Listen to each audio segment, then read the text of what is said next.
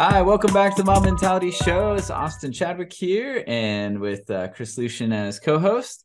And we're continuing the series on, habits for a highly effective mobber, kind of coming from the book, the 7 Habits book for highly effective people. And this next one is a really big one for me. So the 4th habit is about thinking win-win. So what are your thoughts here, Chris, for kicking it off? Yeah. So I have quite a lot of thoughts here as well. I think the think win-win, they had kind of this like set of quadrants: win-win, win-lose, lose-win, lose-lose, and then this idea of like win-win or no deal. And then they kind of go on to talk about the abundance mentality and the scarcity mentality. So a couple of stories, I guess, come to mind. Um, yeah, at a previous organization before mobbing and before being kind of in an environment, I did have a boss that would like constantly compare the accomplishments of 2 people in front of them and say, oh well, so and so is doing well, why aren't you doing that well? And so that created the win lose atmosphere, and that I think created sabotage and all kinds of weird stuff. Competing teams, people trying to basically be hired onto one team versus the other, and that that all of that behavior was extremely costly to the organization, and they had no idea, but I think just every time they reinforce that. So I've seen win lose enforced heavily, and it was really, really bad. And then I think the other story I think I really like is just kind of the start of mobbing in the first place for what I experienced, which was everybody was working by themselves. We were doing retrospectives and Kanban and learning sessions. There was no unit testing yet. There was, the team's knowledge of Agile was fairly light. And there was a point in time where, a very senior level developer was saying, I'm stuck. I'm not going to meet a deadline. Can we all get together in a room and look at my code together? Very similarly from the perspective of the kata randoris that we were doing in our learning session time. And that was, in my mind, that was kind of the birth of mobbing for us. And I think in a win-lose atmosphere, that would have been impossible to do, because I had seen firsthand at at another organization before that the win-lose mentality just meant that that team probably would have run themselves into the ground before trying to cooperate, right, or collaborate. Mm. And so and then I think that leads me into the abundance mentality, because win-win was selected in that scenario. A lot of great things happened and abundance happened. The amount of software the team worked on, the team grew considerably. And so I've seen those things. And then finally, I think my last thought on like the win-win or no deal. Yeah. I did I think that self-organizing teams does have a good option for this. And so I have seen in groups that can self-organize, when people are working together, they typically think win-win, and there's a like kind of a pressure release valve for the win-win or no deal in a self-organizing team, because if you can move from one team to the other or one task to another, you can collaborate or not.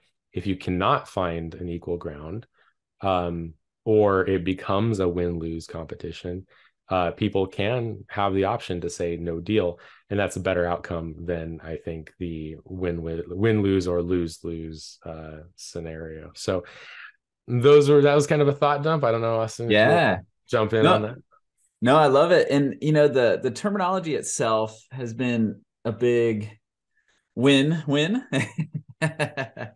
for me personally, because it just gives a name. It's almost like a design pattern. It gives a name to something when you see it happening. It'll come up in my personal life or work life, where it just kind of feels like yeah, the interaction between me and this other person, or this team and this team, feels like a win-lose right now. Or, like it helps say it simply what I feel like's going on.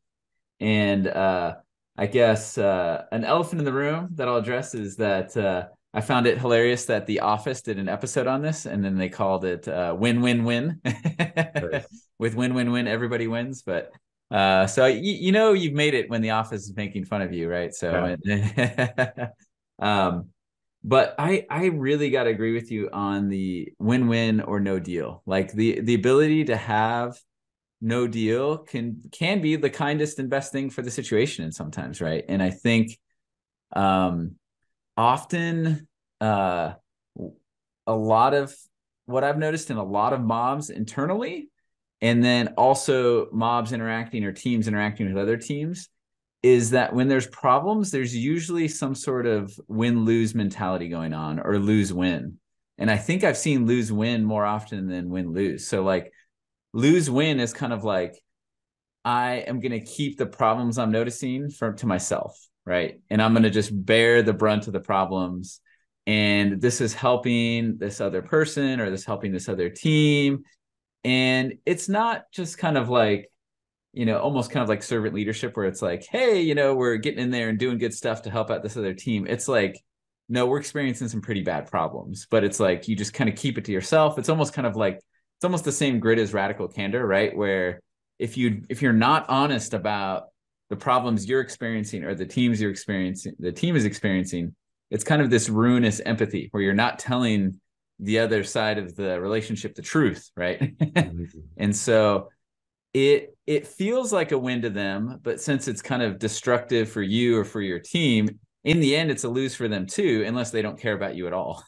you know but in most organizations, or even like a customer provider relationship, both sides need each other, right? And so a win lose ultimately is a lose for everybody, or a lose win, and so um and so, like you said, the ability to say, like, hey, here are my needs, or here are the problems, or here's the team's problems. What can we work out where both sides can make it happen, or works well for both sides? And to not give up on the discussion until you do. Um, I've seen that lead to way better outcomes. But also, as you said, just being like, hey, I think we're at an impasse here. Let's just have a no deal. And that's okay.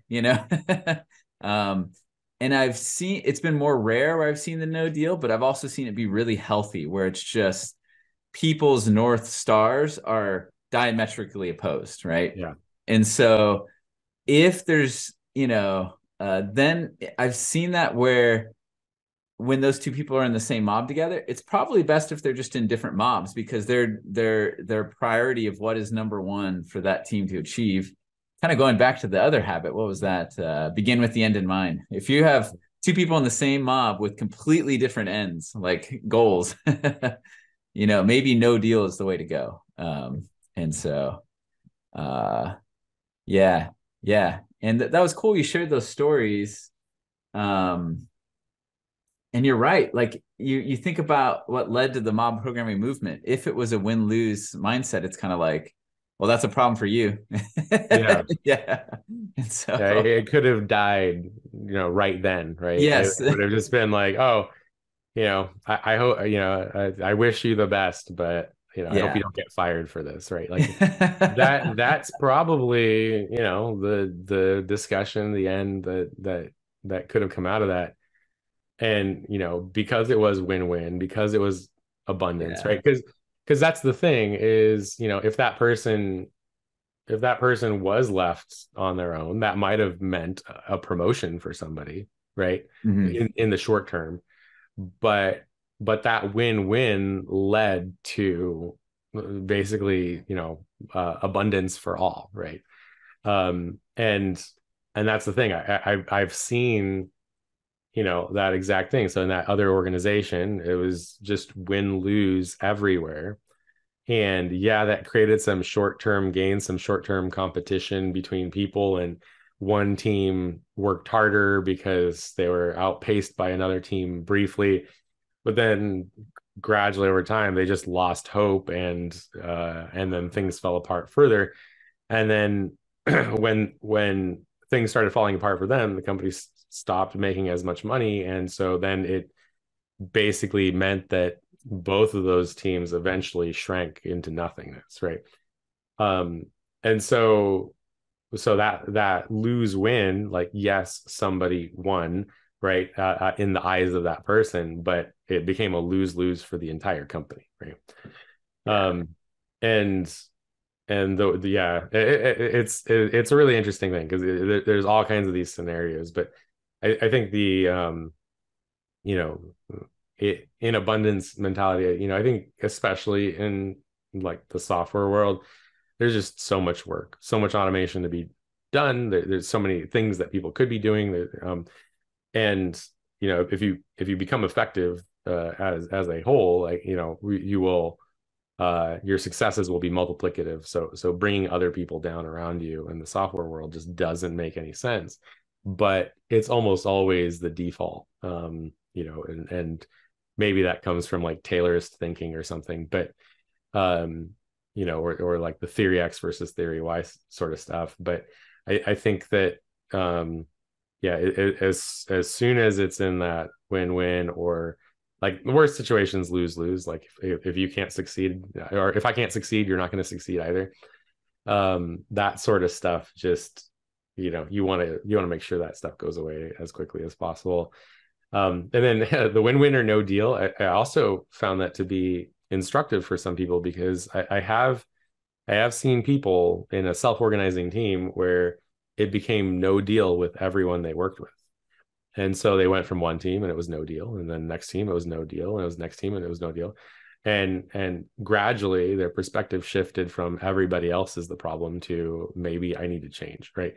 And so that scenario can also be very developmental, um, because it might lead to a certain realization that people have. So there are all kinds of benefits from thinking win-win, and I think not only thinking win-win but promoting it between people and just being like, hey, look, I see a path forward where we're all very successful and we're not blaming each other. And I also think, like, rather than letting people struggle in an organization, is like joining up, creating abundance for anyone who's struggling. That pays off in droves in the long run, and can be very, very powerful for an organization. Yeah, no, I totally agree. And I think you're right. It reminds me of the phrase destination sickness, someone who just has no deal everywhere they go, right? Yeah. Is, oh, well, if I was just on this team or this company or this organization, then things would be better. And then you realize, like, oh, the common denominator is me, Yeah. so that's something good to watch out for. And yeah, that no deal aspect can help bring that to light.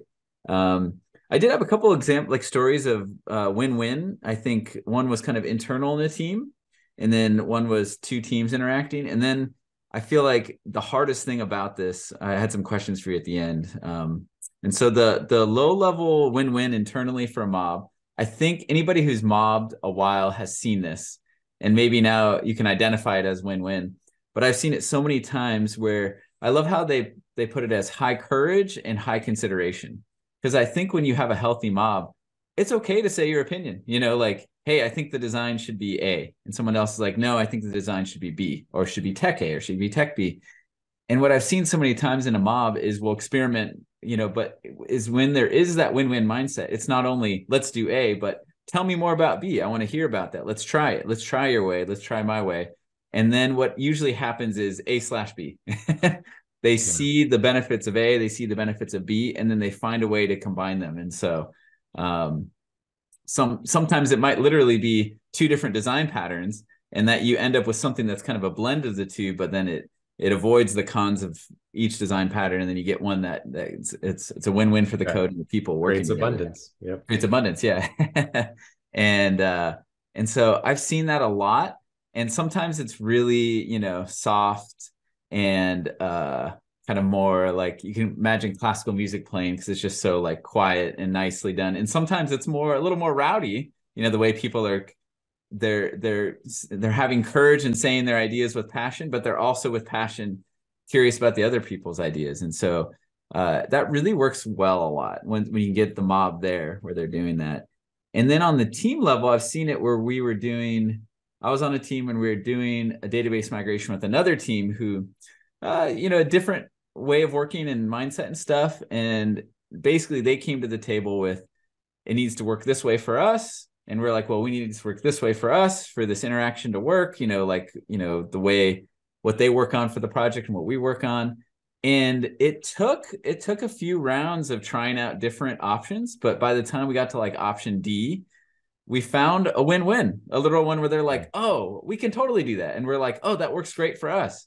But at the beginning of the meeting, at the beginning of trying to figure it out, it was hard because it just felt like, oh, well, that option's a win-lose and this one's a lose-win. And this one's just a lose-lose, and then, but it's that brainstorming of identifying and being honest where you can have two teams walk away with, okay, here's our interface or here's how we're going to interact for this set of work. And it can be beneficial to both. But it's not always easy. And usually the feeling when you're in the pit of like, we've just identified our third lose-win scenario and haven't found it yet, is you want to give up, right? Yeah.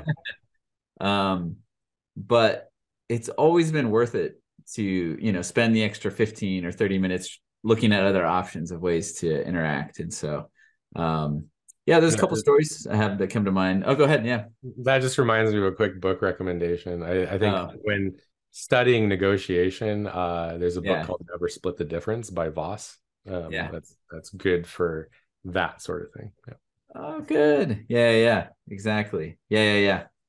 And I think both sides of that coin, I think the biggest challenge to this all, if you're dealing with that at a personal level, so let's just say there's someone in your team who is high in courage and advocation, but low in consideration of others, or vice versa, someone who's willing to concede a lot and not be honest with the problems.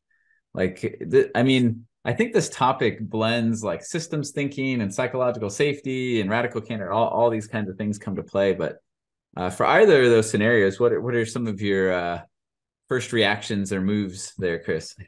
Yeah. Well, actually, when you were talking, it kind of reminded me of the lose-win scenario. And when I see that, it's I find this particularly often with like introverted people with like a bunch of extroverts, that'll the sort of like, I'm going to say my opinion once, and if they don't hear me, then I'm done. Yeah. And that does create the lose-win, like they win, I lose, right? Yeah. And so, I think that's a little bit of why we talk about the mobbing roles and making sure that the unheard voice is heard and things along those lines. So there's a little bit of that. And then retrospectives, and there's a number of like facilitation techniques that you use to draw those things out. And so I think there's a couple of things that a mob might feel healthy, but it's only healthy superficially because somebody's choosing lose-win all the time. And one thing that I saw that was really effective at this was Willem Larson's, I think so, like Agile Safari or Safari retrospective or something. And so he basically had like so it was a retrospective every 45 minutes. And it was very fast. It was, everybody has a set of cards, the Safari cards, and somebody throws down the card that reminds me in particular about this is a flower being stepped on by an elephant. And so so that was, I think, a good way to highlight a lose-win scenario that recently occurred, and drawing it out. And so so I think like if you feel like you have a healthy mob, that might be something that you try to further draw out any lose-win thinking, because I think lose-win is probably the easiest one to go under the radar. I really appreciate Willem's contributions to the mobs that he was on, because I had seen him kind of directly work through that by highlighting these things that were very hard to detect. Yeah. Yeah. Yeah. Yeah, I think I've done a different version of the Safari Retro before, and it was helpful to kind of expose where people are really at. Yeah. um, and the other thing that works for me is I think the somewhat easier one, it's easier and harder, is the someone with the high courage, low consideration, because it's very obvious, right? Yep. Yep. They say their opinion and then they just do it, and they don't care what other people think. They don't ask, and they just go to action, right? Um, and so I think being in the mob with someone like that, um, it takes, in my experience, someone to step in with a certain level of match their intensity to be like, hey, that's great, but let's hear what others say, what Yeah. others think, what others think. And I've seen people with high courage, low consideration slowly become higher consideration because they start to realize, like, oh, their idea was better than mine, or their idea plus my idea was better than mine. And I think after 3 or 4 times of that, you start to see them, instead of even without a facilitator prompting them, start asking other people for their ideas. And there could be a whole lot of psychological reasons why they are that way. Sometimes it's not so malicious. It's just they're excited and they just want to see it happen, and so maybe it's just good for other team members to remind them that, hey, there's other people here and let's hear out their thoughts on this. And then the lose win for me is where I really like, if you're remote mob programming, cameras on, because it makes such a big difference where you'd be like, okay, so-and-so suggested idea A. What do y'all think of that? And if you hear, yeah, yeah, yeah, but then you see the faces and someone's like, yeah, but they're like, you know what I mean? Or they're just like, they're grimacing, or, the tone is off, but you can tell that they're not willing to have the courage to dissent, or to have the courage to say it, is then just to really draw that out and to be like, hey, I feel that, there might be some concerns here. Do you mind sharing more about your concerns? And just trying to bring those to light until people on the team do that without prompting, right? It's almost kind of like when the team's operating at a high enough level, the facilitator can sunset, so to speak, and just fade away because they're all there. Everyone's high courage, high consideration, but it can take a transition period of someone stepping in to bring those opinions and feelings to light. And like you said, this is where the mob roles come in. Like, it's good to celebrate someone's negative dissenting opinion on where the mob wants to go. Like, hey, that's great. That's what do we call it? Major pain, right? Mhm. Like, you're noticing pain about something, and we need to verbalize and celebrate that, and just not let that be squashed. Yeah. Whether through malice or just excitement. They're just excited to move on. So yeah. All right. Um, cool. You got Yeah. anything else? No, that's it. So to all of you out there who, maybe you've seen somebody pull off a win-win, or maybe someone's thinking scarcity all the time. Be sure to share the episode with them. If you have a story of your own to share, please throw it into the comments, and like and subscribe, and we'll see you all next time. Thanks, everybody. Thanks. See you.